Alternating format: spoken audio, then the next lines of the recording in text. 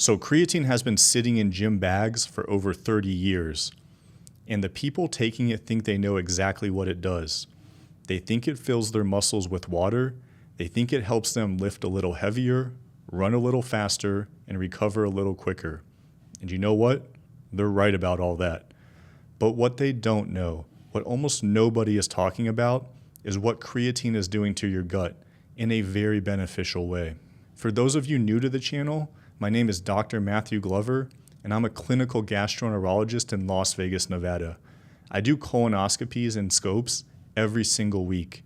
I have been looking at people's gut lining up close for years. And when I started reading the creatine research coming out of the GI journals, not the fitness journals, the GI journals, I was caught off guard because the picture being built in that research has almost nothing to do with your bench press. It has to do with your gut barrier, your gut inflammation, your microbiome, and your overall longevity. And for many patients, potentially your risk of serious gastrointestinal disease. What I see in clinic is this. Patients come in, they mention creatine somewhere in the conversation, and they have absolutely no idea that the thing they've been buying at Costco for their muscles has been doing something beneficial for their gut the entire time. Nobody told them, their trainer didn't tell them, their doctor didn't tell them, because this research is new, it's moving fast, and it hasn't made it out of journals to clinical application yet. That changes today. Now, there's also the side effect story with creatine, and I'm going to cover it because it matters. My patients will say, Dr. Glover, I tried creatine once, and my stomach was a disaster. I was bloated, cramping, and I figured my gut just couldn't handle it. And I always ask just one question. Did you do a loading phase? And almost every single time, they say yes. That is almost always the explanation. It is fixable and completely avoidable. And I'll walk you through exactly how in this video. But the side effects are really just a side story here. The real story is what creatine is doing for your gut when you take it correctly. And that is not a conversation happening anywhere in the fitness culture right now. So if you've been taking creatine for your muscles, great. Stay with me because you're about to find out it's doing more than you think. And if you stop creatine because it hurt your stomach, also stay with me because that problem almost certainly has a simple solution. Before we get into it, hit the subscribe and like this video if you haven't already. Only a small fraction of people watching are subscribed, and it genuinely helps the channel and allows other people to find this information who may benefit. Now, let's go. First, what is creatine and what is it doing in your body? Creatine is not a foreign chemical. Your body makes it naturally. Your livers and your kidneys synthesize it naturally from 2 amino acids, arginine and glycine. You also get some from food, particularly red meat and fish. So if you already eat steak and salmon, you're consuming creatine. The supplement is just a concentrated, more reliable version of what your body already knows. Now, what creatine actually does comes down to energy. Specifically, it helps your cells make energy faster. Here's the short version. When your muscles or any cell in your body does work, they burn a molecule called ATP. ATP is your cell's fuel. When it gets used, it becomes ADP. And the job of creatine phosphate is to donate a phosphate group back to that ADP, turning it into ATP so your cells can keep going. It's like a fast reload. And in situations where your cells are working hard and energy demand spikes fast, creatine is what allows the reload to happen quickly enough. And here's where this becomes relevant to your gut, because your gut lining is working constantly, not just when you're digesting a meal. Every hour of every day, the cells lining your intestines are renewing themselves, maintaining the barrier that separates your gut from your bloodstream, and managing an immune system that never clocks out. That is an enormous energy-intensive job, and it turns out that creatine plays a role in keeping it running properly. Let me walk you through what the research actually shows. The first thing that caught my attention was a paper published in 2020 in Gastroenterology. And that is the main journal that people in my specialty read. When something lands in gastroenterology, we pay attention.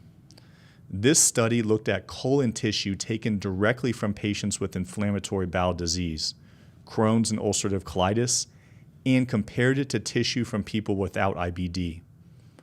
What they found was that IBD patients had significantly lower levels of creatine transporters in their gut lining. Less creatine was getting into the cells of that gut wall, and when they looked at what was happening to those cells, the correlation was clear. Lower creatine transport meant worse barrier function. The gut wall was leakier. The tight junctions, those protein structures that act like locks on the door between your gut and your bloodstream, they were in worse shape. Now, why does this matter for you? Because gut barrier function isn't just a concern for people with Crohn's or colitis. Poor gut barrier function, what some people call leaky gut, is associated with bloating, food sensitivities, abdominal discomfort, and low-grade systemic inflammation. And this study was one of the first to point directly at creatine as a player in keeping that barrier intact. The second piece of research I want to bring to your attention is a review paper published in Nutrients in 2021. This one looked at all the available data, cell studies, animal models, and some early human data. And they specifically asked, is there a scientific basis for using creatine in patients with IBD? And their conclusion was yes. They found that creatine supplementation appeared to likely reduce inflammation in the gut and potentially help patients move towards remission. And they noted that this effect appeared to work, at least in part, through the same energy mechanism I just described. Creatine helping gut cells maintain their function even when they're under inflammatory stress. Now, I want to be clear that this is still emerging science, but there is seemingly little downside to creatine other than in patients with kidney disease, and I often recommend this supplement to my patients with IBD as an adjunct. The mechanistic case for it is getting stronger, and a clinical trial to test it in human patients has actually been initiated. I will continue to watch the creatine data very closely and will update you with new videos as the data comes out. The third piece of research is one I find particularly relevant for anyone over the age of 40, because this is where creatine connects to the gut health in a way that's a little bit more indirect, but no less real. A large meta-analysis published in Nutrients looked at over 300 adults across multiple clinical trials. They were looking specifically at creatine supplementation combined with resistance training. And what they found was that the combination, creatine plus exercise, produced significantly greater gains in muscle mass and strength compared to exercise alone. Not a marginal difference, a meaningful one. Now, why does muscle mass matter for gut health? Because muscle and the gut are linked intricately in ways that go deeper than most people realize. Skeletal muscle is an active endocrine organ. When you contract muscle, it releases signaling molecules called myokines. And several of these myokines, including interleukin-6 in the right context, and irisin, have direct anti-inflammatory effects on the gut. Less muscle means fewer of these signals, less protection against gut inflammation over time. So when creatine helps you build and hold on to muscle, particularly as you're getting older, it's also indirectly toning down the inflammatory dial that affects your gut. I see this pattern in clinic every day. Patients who are more physically active, who have better muscle mass for their age, consistently present with fewer gut complaints. Fewer flares, less sensitivity, better overall function. The connection is real. It just doesn't get talked about enough in the context of gut health. Now, let me come back to the loading phase, because this is the part that makes people think creatine is destroying their gut, and it's almost entirely avoidable. A creatine loading phase is when you take a very large amount, typically 20 grams per day, for 5 to 7 days to saturate your muscles with creatine quickly. It works. It does get creatine into your muscles faster, but 20 grams a day is a significant osmotic load on your gut. And for a lot of people, what happens is that unabsorbed creatine draws water into the intestine, which causes bloating, cramping, loose stools, and all the things that make you feel terrible in that first week. Here's the thing. You do not need to do a loading phase. Full stop. Your muscles will reach the same level of creatine saturation if you simply take 3 to 5 grams a day consistently. It takes a few more weeks to get there, but you will arrive at the same destination without putting your gut through that stress. I always recommend my patients skip the loading dose to minimize GI side effects. Try starting at 3 to 5 grams. Take it with food. Give your gut time to adjust. And almost everyone who has had problems before finds that those problems disappear.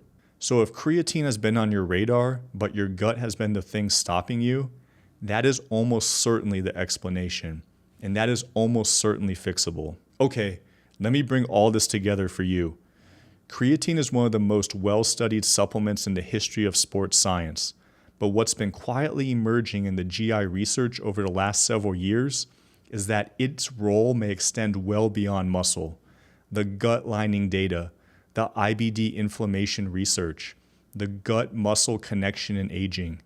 The picture being built is one of creatine as a genuine player in gut health, not a gut destroyer. The things most likely to wreck your gut on creatine are the loading phase and taking it on an empty stomach. Both of these are easily avoidable. 3 to 5 grams a day with food, no loading phase.